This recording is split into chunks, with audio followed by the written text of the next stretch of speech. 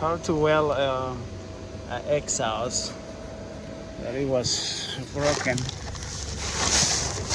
this side, and then you just put a negative over there,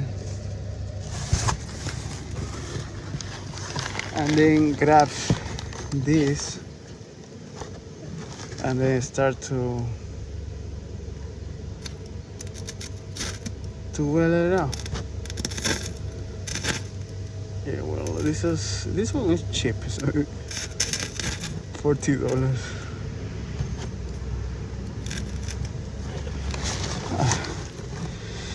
So it's welder, but unless we hold it over there.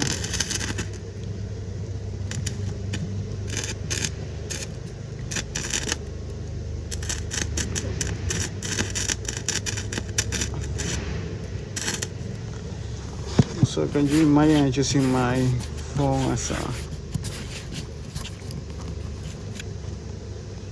a shield for my eyes? So because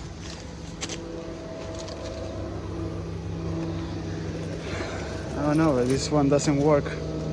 It's supposed to be better than. Three part negative, and this one is for the cable, and then